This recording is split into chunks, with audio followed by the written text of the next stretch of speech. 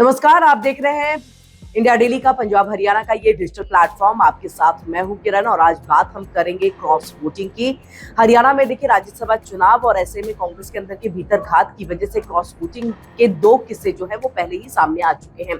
आप सब जानते हैं कि 16 मार्च को जो है वो चुनाव होना है। विधायकों की संख्या के आधार पर एक सीट बीजेपी और एक सीट जो है वो कांग्रेस के खाते में जो है वो तय है कि वो जाएगी ही जाएगी। ऐसे में कांग्रेस विधायकों के क्रॉस वोटिंग के जो पहले के दो किस्से हैं उसकी वजह से अब भी कयास ये लग रहे हैं कि क्या अब तीसरे हैट्रिक के तौर पर जो है हम यहाँ पर कांग्रेस को देखेंगे कि कांग्रेस में भीतरघात की वजह से ये हैट्रिक लगेगी क्रॉस वोटिंग की।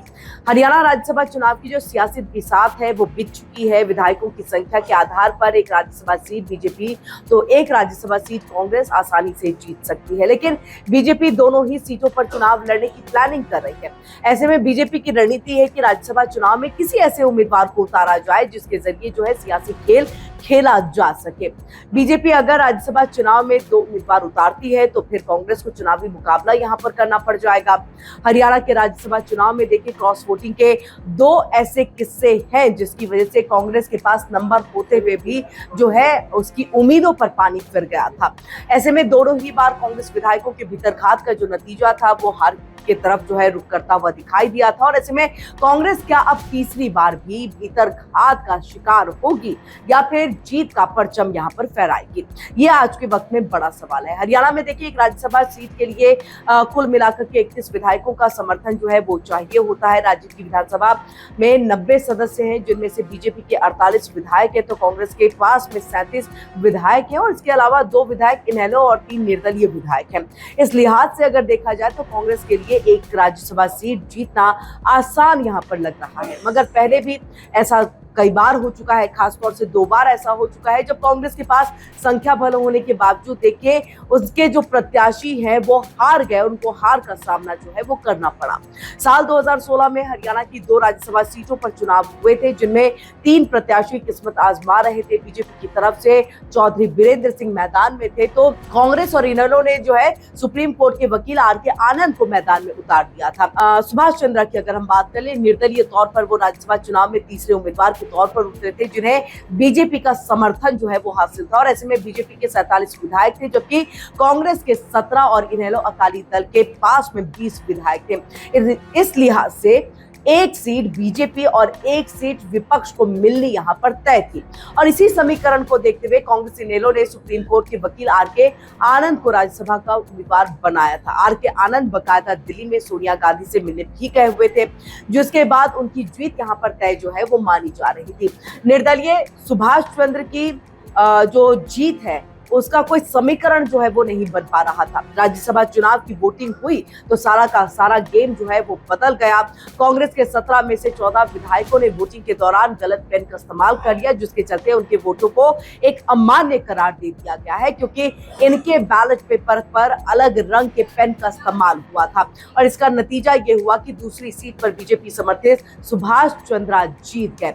माना यह जाता है कि इनेलो ने एडवोकेट आर.के. आनंद को मैदान में उतारा जबकि कांग्रेस ने कोई ऑफिशियल प्रत्याशी नहीं उतारा था और ऐसे में ये कहा जाता है कि कांग्रेस का एक गुट आर.के. आनंद को समर्थन देने के लिए रजामंद बिल्कुल नहीं था यहाँ पर, लेकिन शीर्ष नेतृत्व ने समर्थन देने का फैसला कर लिया तो सियासी खेल करके उन्हें हरा दिया गया और तब पूर्व सीएम भूपेंद्र सिंह हुड्डा ने अपना वोट नहीं डाला था। और ऐसे में देखिए सुभाष चंद्रा चुनाव जीत गए थे और बहुमत होते हुए भी आनंद को शिकस्त का सामना करना पड़ा था और यही भीतरघात था। और 2022 में भी ऐसी एक तस्वीर जो है वो सामने आई थी। साल 2022 में देखें तो राज्यसभा की 2 सीटों पर चुनाव हुआ। विधायकों की संख्या के हिसाब से बीजेपी और कांग्रेस को एक एक सीट मिली थी, लेकिन खेल हो गया यहाँ पर। बीजेपी के जो कृष्णलाल पवार थे, कांग्रेस हाईकमान ने अपने विश्वास पात्र अजय माकन को उनके विरुद्ध जो है वो मैदान में उतारा था और ऐसे में पूर्व केंद्रीय मंत्री विनोद शर्मा ने अपने बेटे कार्तिकेय शर्मा को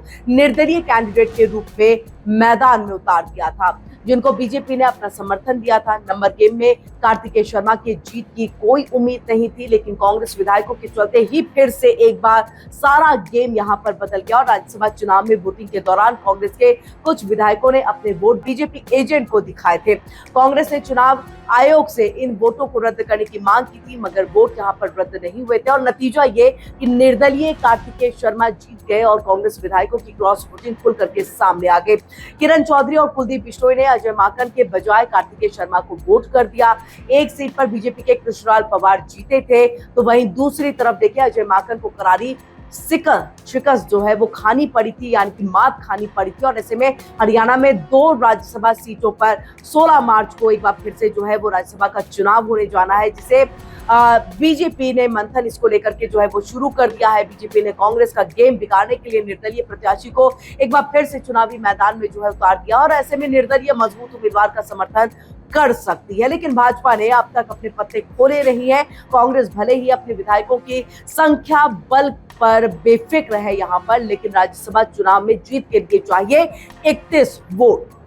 कांग्रेस के पास 37 विधायकों का समर्थन है, लेकिन गुटों में बटी कांग्रेस के लिए सबसे बड़ा खतरा ये संख्या नहीं बल्कि अंदरूनी असंतोष है। राज्यसभा चुनाव का इतिहास ये बताता है कि पार्टी प्रत्याशी हार वोटों से नहीं बल्कि क्रॉस वोटिंग से यहाँ पर होती है और कांग्रेस में इस गुटबाजी को भाजपा बुराना जो है वो बखूबी जानती है और ऐसे में गुटबाजी से उलझ हरियाणा कांग्रेस के लिए 2 सीटों पर होने जा रहे राज्यसभा चुनाव किसी चुनौती से यहाँ पर कम बिल्कुल भी नहीं है। भूपेंद्र सिंह हुड्डा और कुमारी सैलजा की अगर हम बात कर ले, किसके गुट के नेता को कांग्रेस मैदान में उतारती है, अब देखना ये बाकी रहेगा और भीतरघात की हैट्रिक लगती है या फिर जीत का स्वाद कांग्रेस चखती है। देखिए इंडिया डेली 24/7 अब आपके स्मार्ट टीवी पर। इंडिया डेली मौजूद है सभी डिजिटल प्लेटफॉर्म पर लाइव और लगातार। इंडिया डेली 24/7 हर दिन राष्ट्र को समर्पित।